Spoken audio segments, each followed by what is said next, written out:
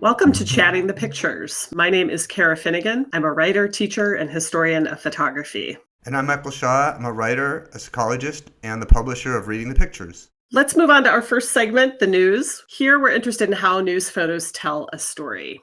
This photograph was taken by the truly great American photographer David Burnett. He's an institution in himself, and he's known for shooting with this large, old-fashioned wooden 4x5 film camera. His photograph shows the clerk of the House of Representatives and the House's sergeant-at-arms leading 7 House members on a procession with the 2 articles of impeachment against President Trump through National Statuary Hall on the way to the Senate chamber last Thursday. And what you'll also notice in the photograph is that the media has been stanchioned off and fixed in place, and the space is lit with television lights. I would add this was an extremely high-pressure situation for the Capitol Hill press photographers. There was a lot of preparation that went into this day, given that most of the photographers in that room had never participated in this kind of a ritual. So there were photographers assigned to certain spots all the way along the procession, from the House chambers through Statuary Hall, then into the Great Rotunda, and you had long shots, you had close-ups, you even had different interpretations from pretty much this same spot. I believe the great New York Times photographer Doug Mills was standing very close to him because he captured something very similar. They were fixed in place, so it's really up to fate to some extent whether they would get a great picture or not.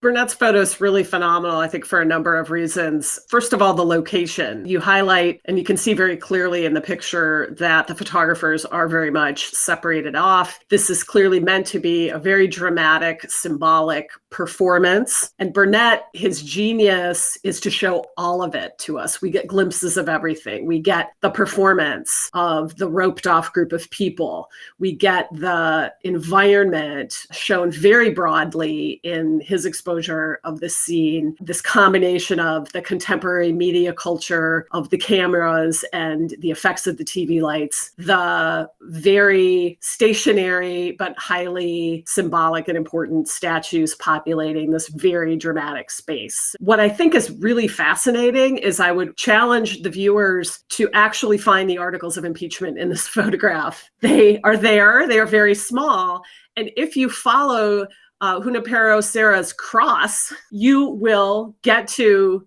the articles of impeachment. And I'm spending a lot of time thinking about what precisely that composition might be telling us. Perhaps the key element of this photo is the distance. Not just the distance, but then how small the figures are. In certain ways, I believe that quality of remoteness and also darkness serves as a commentary for an impeachment process that has largely been ritualized, but is pretty frustrating in a lot of other ways. That smallness, I think, is really that contrast between the literally larger than life historical figures and the real life figures walking through that hall is a really important thing to notice. And also your point about the darkness and the shadows is really compelling too. And I'm particularly drawn to that band of light following this group of people from one place to the other. And are they bringing light, information into a dark space? Where will we see the light in this impeachment proceedings? That kind of ambiguity is a really important thing to notice about the tone of this photograph. Our next segment we call The Look, and here we're interested in photos that push the visual boundaries to illuminate a story or an idea. This photo was taken by Jim Urquhart for Reuters. It was taken at a gun rights rally in Richmond, just outside the Virginia state capitol. The demonstrators were opposing gun reform legislation, which is currently being considered by the state's new Democratic majority. The crowd estimate was 22,000, and there was a security perimeter for the formal rally, which banned weapons. In the surrounding streets, however, they were filled with protesters, including white supremacists and armed militia groups carrying heavy weapons.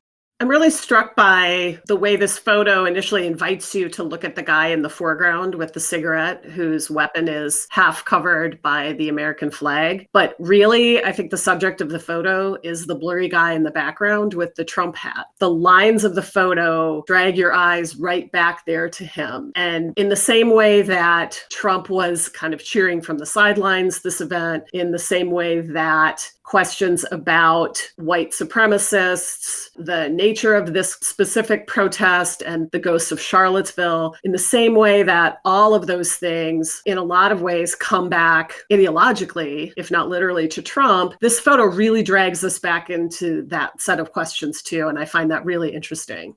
So looking at it front to back, I also see the power of this photograph in terms of the militants coming in waves. You get a clearer sense of this photograph being 3 to 4 deep, the guy in the front and the guy next to him shoulder to shoulder, then the guy at the next level just off the primary figure's shoulder with the American flag, and then you go back to that last level where you can say that Trump is at the crux of this. And then if you keep going back again, there's a guy against a wall in the very back wearing a mask. Although it's legal for people to carry weapons openly, it is illegal to be wearing a mask on the street in Virginia. So you see the law breaking take place at that level.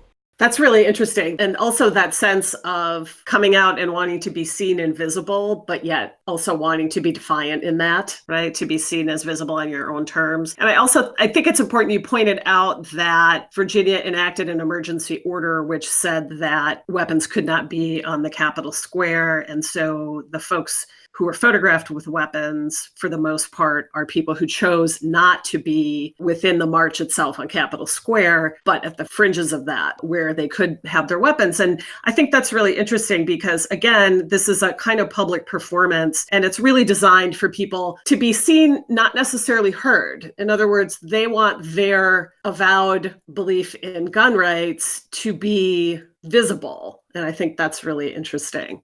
This photograph to me is scary enough with the basic trappings that we're really familiar with the guns and the flags it seems to me there's a different level of ominousness to this picture. The cigarette, to me, literally codes for incendiary. And then when you see the guy who seems to be like peeking out between the two flags, you get this sense of spying or being surveilled. We're watching you, and then watching you on behalf of the state. The whole thing feels very pushed, not just in terms of threat level, but also in terms of performance. And we would be remiss if we did not talk about the hypermasculinity. These are men, these are white men, these are men dressing in the trappings of military life. There's a real performance of not only individuality, but there's also a performance of masculinity, and some might say toxic masculinity.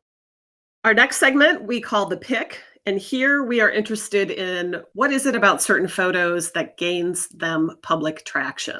This photo was taken by Ezra Akayan. It was shot on assignment for Getty Images. The photo is of the Taal volcano in the Philippines, which began erupting last week. Taal is on an island about 60 kilometers south of Manila. The eruption ceased, but the country remains on high alert, and the area continues to experience tremors and power outages. At least 50,000 residents have been evacuated. The nearby landscape has gone completely gray, and what's interesting is that they're not only covered in volcanic ash, but that ash seems to be cemented to everything because of the rain that followed. This photograph is really phenomenal. And when I first saw it, I thought, this is an epic landscape painting. There's so much about it that is evocative of some of the most famous landscape paintings of the 19th century. I'm thinking of Frederick Church's landscape painting of an eruption of a volcano in Ecuador, or Albert Bierstadt's famous painting, Storm in the Rocky Mountains. It is evocative and threatening and visually dramatic in a way that we think of as the sublime. The sublime is both beautiful and frightening at the same time. And that's why we're attracted to these kinds of images. I agree with you completely. And on a slightly more technical level, when I looked at this, I was thinking that there must be some special toning that was done or some special lighting. And what this shows us in one of the best examples you ever see is how nature is functioning as a photography assistant, because the quality of light that you are getting and the shifting of that light based on what's in the atmosphere creates lighting conditions which makes this an extraordinarily unusual photo, something that you almost can't do through technology. It's not only the drama of the visual background and the volcano erupting that codes that epic landscape narrative, it's also the texture of the image itself, especially the foreground. You can see almost individual drops of rain. You can see the pressure of the rain on the umbrellas causing them to buckle. The photograph has a texture that gives it structure in the way that a typical two-dimensional photograph wouldn't typically have. The way this photograph's not just depicting, but then also juxtaposing very, very different emotions is what also is adding to the power. You have this extremely terrifying event, which is affecting the people in the foreground, but at the same time, the body language is amazingly calm, almost meditative in the face of all hell breaking loose. And then you also have this symmetry where you have the man who stands alone, or the man with his boat. And then you have the other two who are leaning on each other. So you have all kinds of emotional qualities here, and then just add more and more layering of meaning. Thanks for joining us, everyone. Until next time. Take care. Thank you.